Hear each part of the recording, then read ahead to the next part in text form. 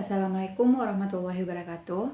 Sebelumnya kami minta izin ke Ibu untuk menjelaskan materi kita pada pertemuan kali ini. Nah, jadi topik kita pada pertemuan kali ini itu tentang hakikat pendidikan kewarganegaraan dan urgensinya bagi anak berkebutuhan khusus.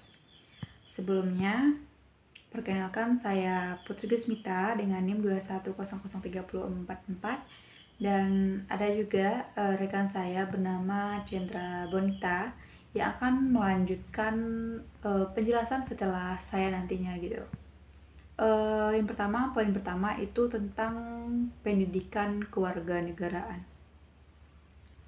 Nah, pendidikan kewarganegaraan atau biasa dikenal dengan PKN, PPKN bahkan KWN itu merupakan salah satu mata pelajaran sosial yang berhubungan dengan nilai-nilai Pancasila juga. Seperti yang kita ketahui bahwa sosial bisa dikatakan berhubungan dengan orang lain gitu. Dan tentunya sosial dengan sosiologi itu berhubungan juga karena sosiologi itu membahas tentang masyarakat gitu.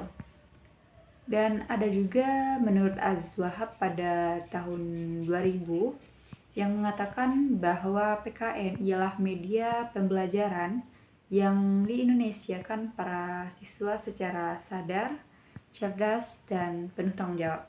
Karena itu program PKN itu memuat konsep umum ketatanegaraan, politik, dan hukum negara serta teori umum yang lain yang cocok dengan target tersebut gitu. Nah, untuk selanjutnya itu poin kedua.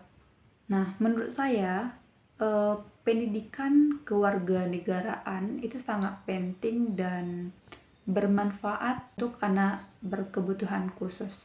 Karena di sini anak berkebutuhan khusus itu bisa mengetahui hal-hal dan kewajiban yang harus dijalankan gitu. Selain itu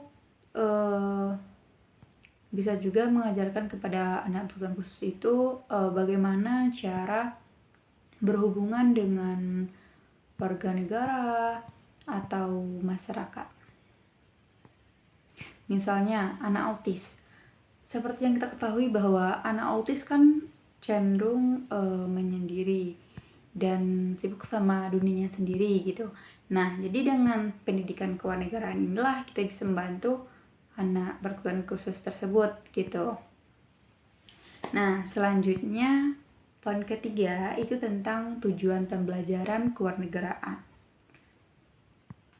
Menurut saya, tujuan dan pembelajaran kewarganegaraan ini bisa membentuk dan menciptakan masyarakat atau warga negara yang lebih baik dan pastinya sesuai dengan norma dan nilai-nilai Pancasila.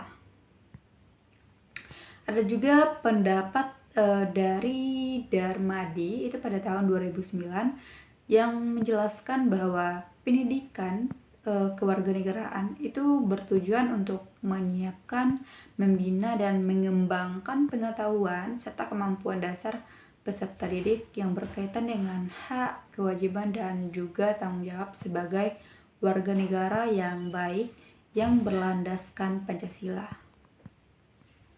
Nah, untuk poin selanjutnya itu saya akan disampaikan oleh Saudari Cendra Bonita. Kepada Saudari Cendra Bonita, saya persilakan. Terima kasih. Baiklah, Assalamualaikum warahmatullahi wabarakatuh. Perkenalkan, nama saya Sandra Bonita dengan NIM 2100312. Nah, di sini saya akan melanjutkan penjelasan dari teman saya tadi, yaitu langsung saja masuk ke pembahasan berikutnya, yaitu tentang fungsi pembelajaran pendidikan kewarganegaraan bagi ABK. Pendidikan kewarganegaraan bagi ABK sangat dibutuhkan karena sebagai bekal bagi anak berkebutuhan khusus dalam melaksanakan perannya sebagai warga negara yang baik meskipun mengalami keterbatasan. Selanjutnya ada prinsip mengajarkan kewarganegaraan bagi ABK. Pertama ada prinsip kasih sayang, yaitu menerima mereka sebagaimana adanya dan mengupayakan agar mereka dapat menjalani hidup dengan wajar seperti anak pada umumnya. Selanjutnya ada prinsip pelayanan individual. Prinsip pelayanan individual ini perlu dilakukan karena setiap anak itu memiliki kelainan dan keunikan masing-masing. Selanjutnya ada prinsip kesiapan. Sebelum belajar tentu diperlukan kesiapan, khususnya kesiapan yang dimiliki anak untuk mendapat pelajaran yang akan diajarkan agar mereka dapat memahami pelajaran yang akan kita ajarkan. Keempat ada prinsip keperagaan. Kelancaran pembelajaran pada anak berkebutuhan khusus didukung oleh penggunaan alat peraga sebagai medianya.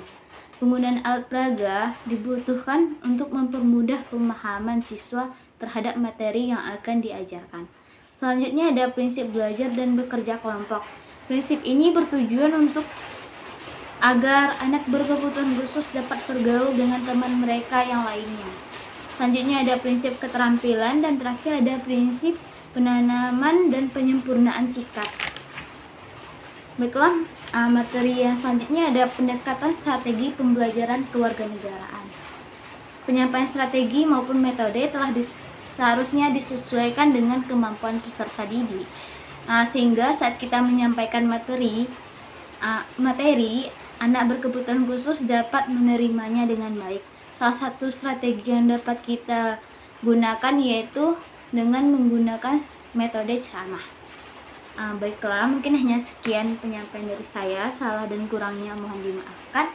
Assalamualaikum warahmatullahi wabarakatuh.